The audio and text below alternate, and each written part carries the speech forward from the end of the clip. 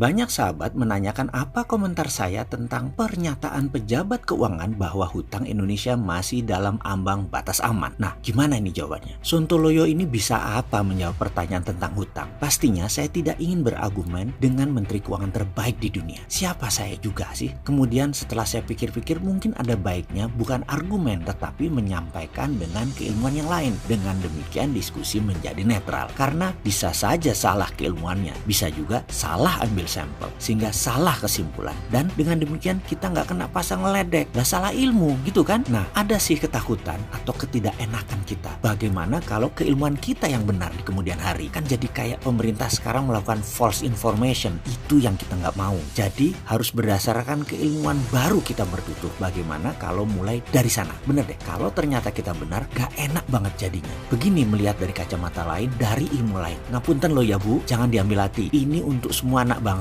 boleh beda keilmuan kan? Pertanyaan pertama, refleksi ke tahun 1998. Apakah Indonesia krisis karena pemerintah gagal bayar hutang atau karena rasio hutang pemerintah saat itu lebih tinggi dari pemerintah sekarang? Dalam bahasa lain, rasio hutang seperti dikatakan Ibu Menteri, rasio hutang kita aman masih 29% dari PDB, di mana batasnya 60% sebagai batas bahaya atau krisis. Kembali dipahami pertanyaan pertama. Di Indonesia di tahun 98, krisis karena rasio hutangnya tinggi atau karena gagal bayar hutang? Fakta adalah di tahun 1998 rasio hutang kita di batas aman, dalam kurung baca seperti sekarang. Tetapi dalam sekejap rupiah melemah jadi 15.000 dan Indonesia gagal bayar, menjadi negara paria, menjadi negara lumpuh. Jadi kembali ke pertanyaan rasio aman. Kita aman secara buku, namun rentan secara kemampuan bayar. Kalau rupiah mendadak jadi 17.000 atau bahkan jadi 20.000, kita Indonesia langsung lumpuh. Setuju dengan keilmuan sederhana ini atau masih percaya rasio aman? Artinya aman 100%. Boleh lanjut? Ini monggo loh. Saya ini dianggap Sontoloyo nyinyir, monggo loh ya. Selama pakai keilmuan lain berdalih data, monggo. Jangan sampai pakai emosi mentang-mentang penggemar berat seseorang lalu beda ilmu dianggap salah dan pendosa. Ngapunten loh ya bikin emosi. Lalu masalah hutang dilihat dari asal yang berhutang. Apakah hutang pemerintah, hutang BUMN, hutang swasta, plus off balance sheet liability lainnya. Lalu kita melihat bagaimana kita nyaur atau nyicil hutang tersebut atau membayar kewajiban hutang tersebut. Apakah dengan berhutang lagi alias bayar pakai pinjaman hutang baru lagi, atau dengan pendapatan proyek atau dengan jualan aset, dan banyak lagi caranya. Dalam tahun 1998 masalahnya hutang negara, hutang swasta, hutang BUMN menumpuk di satu tempat, tapi semua hutang mata uang